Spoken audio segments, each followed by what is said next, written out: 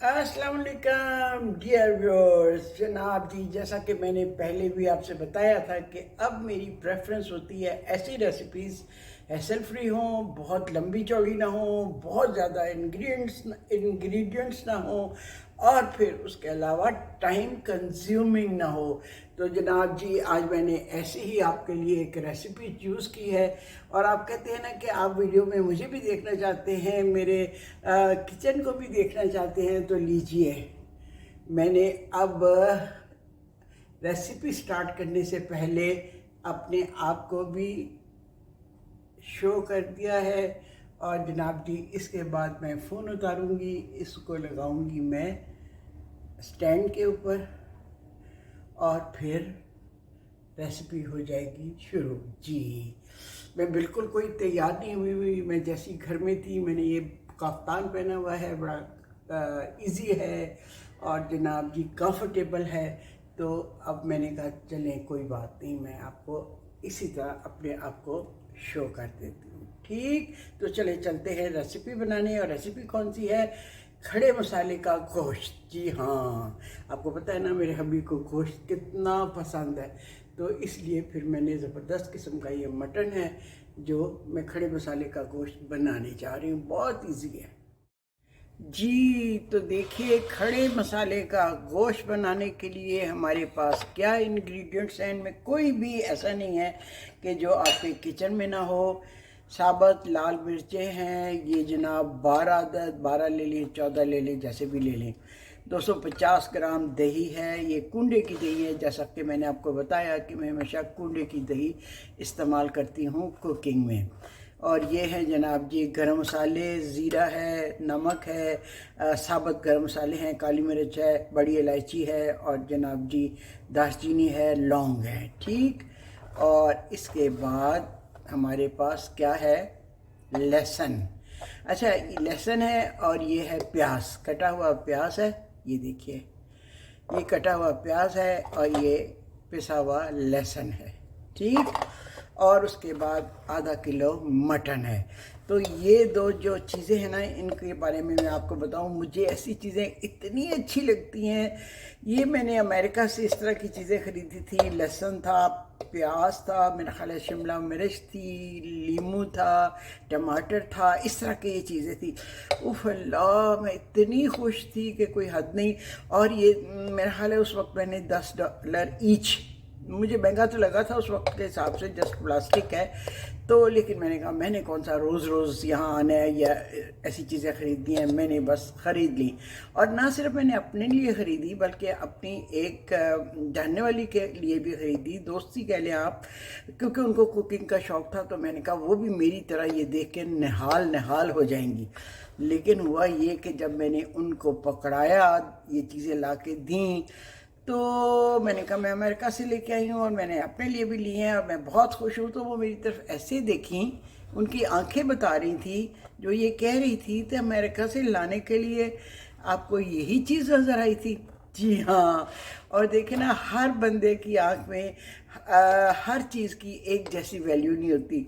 मुझे अगर कोई ला के देता तो मैं तो खुशी से नहाल नहाल हो जाती, लेकिन उनका रिएक्शन देख के तो मुझे फिर एहसास हुआ कि हर चीज़ हर बंदे के लिए इम्पोर्टेंट नहीं होती। तो इसलिए आपको ये तवक्को नहीं करनी चाहिए कि जितनी मैं खुश हूँ इनको लेके, इनको इस्तेमाल करके। मैं तो जब भी इस्तेमाल करती हूँ मुझे बहुत अच्छा लगता है, बहुत मज़ा आता है। जी जनाब जी, ये सारे इंग्रेडिएंट हो गए। आधा किलो मटन है, 12-14 अदद ये लाल मिर्चें हैं। ये फिर ये आज मैंने ना रिवॉल्विंग ट्रे में सारी चीज़ें रखी हैं ताकि उठा उठा के मुझे दिखानी ना हो और मैं इसी तरह घुमाती जाऊँ और ये कैमरे के आगे आती हैं। 250 ग्राम दही है, और ये नमक है, ज़ीरा है, साबुत गरम मसाले हैं, और लहसुन है। That's all. और घी है मेरे पास। घी आपको चाहिए 1 कप घी ले लें, 250 ग्राम घी ले लें, और बाकी कम या ज़्यादा आपकी मर्ज़ी है। तो चलें, अब क्या करते हैं हम लेते हैं एक प्याला, इसको मैं हटा देती हूँ इधर, नहीं ऐसे करती हूँ, यहाँ ही रखती हूँ ताकि हर चीज़ क्लियर दिखाई दे। ये देखें, बिल्कुल ठीक है ना। ये देखें, दही डाली हमने, एक प्याले में दही डाल दी,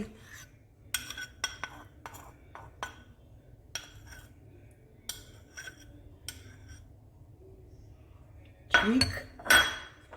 इसमें डाली साबुत लाल मिर्चें, और ये देखें सैलड का पत्ता जो है ये भी मैंने लिया था और मैं बहुत बहुत बहुत खुश थी।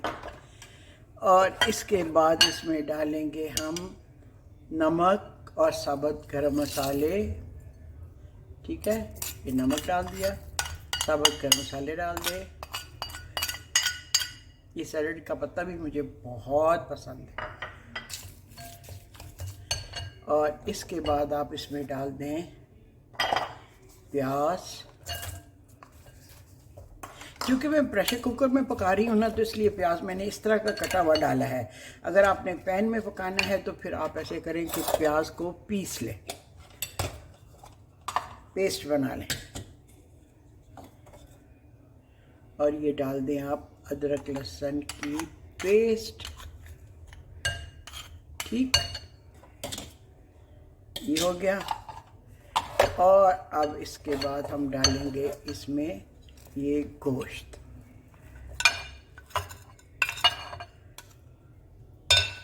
गोश्त डाल दिया और फिर इसको हम करते हैं मिक्स। सारे मसाले डाल दिए। इसको मिक्स करके आप ओवरनाइट भी रख सकते हैं, 1 घंटा भी रख सकते हैं, 2 घंटे भी रख सकते हैं। जिस तरह आप को जल्दी नहीं है तो आप इस तरह इसको कम से कम 1 घंटा आपने ज़रूर रख देना है, इस तरह मिक्स करके।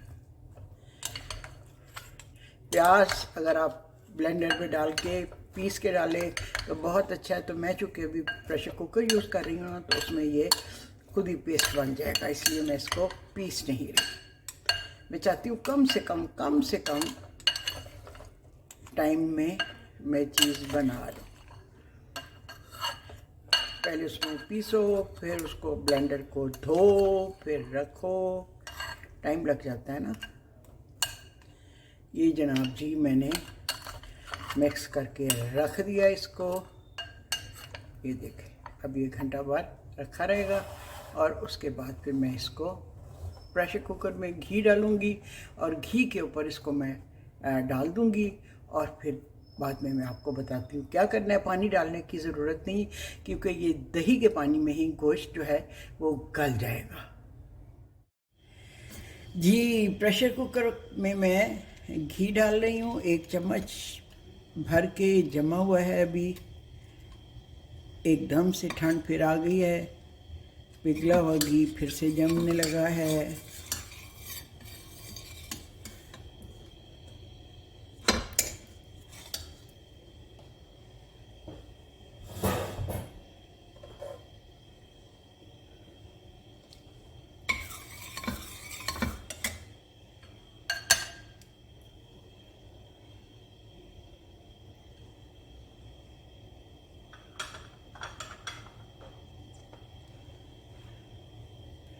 जनाब जी, घी डाल दिया और इसके साथ ही अब मैं डालूँगी ये जो गोश्त हमने मैरिनेट करके रखा हुआ था ना, नमक, मिर्च और इसमें साबुत गरम मसाले, ये सारे मैंने डाल के रखे हुए थे। अब ये इसमें डाल देते हैं।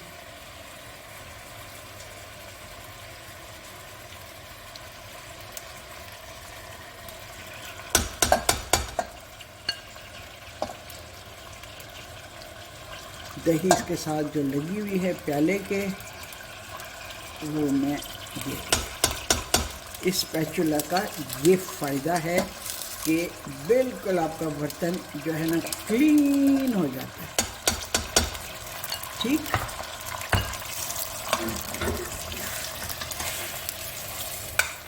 इसमें पानी डालने की ज़रूरत नहीं है, बस आप इसी तरह इसको रखें, ठीक है।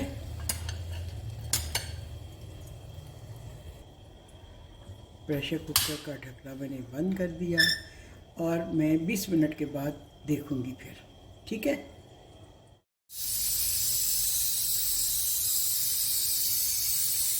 जी 15 मिनट के बाद मैंने प्रेशर कुकर को खोला है, उसका ढकना खोला है। बल्कि 15 मिनट के बाद मैंने आंच बंद कर दी और कुछ देर प्रेशर कुकर उसी तरह रहा ताकि आपकी उसकी स्टीम जो है पूरी तरह निकल जाए। फिर उसके बाद मैंने उसको खोला तो देखें गोश्त कैसे अपने ही दही के पानी में और अपने ही पानी में गल गया है, प्याज भी गल गया है, वरना आपको प्याज जो है ना पीस के डालना पड़ता है। 1 चम्मच मैंने घी का जो डाला था वो देखिए सारा बाहर आ गया।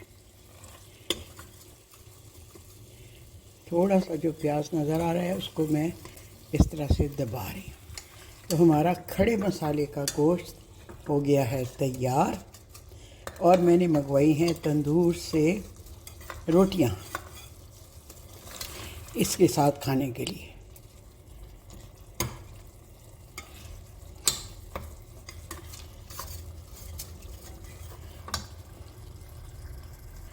जी गोश्त की बुनाई हमारी हो गई।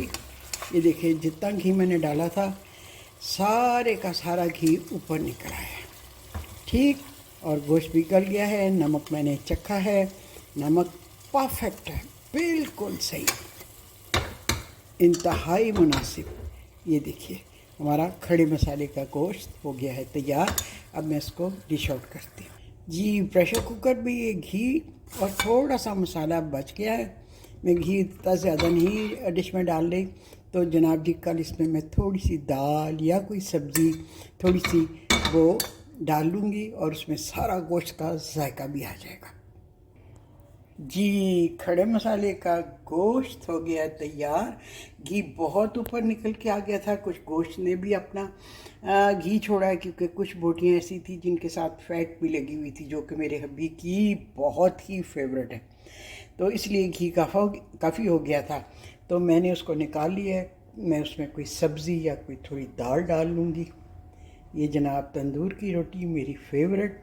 जिस शादी ब्याह पे तंदूर पे रोटियां लग रही हो ना, मैं तो पास जाके तंदूर के पास खड़े होकर प्लेट में गरम गरम रोटी लेके आती हूँ। जी हाँ, आपको कोई तरद्दुद नहीं इसमें इतना करना पड़ा और झटपट ये खुद से हो गया है तैयार।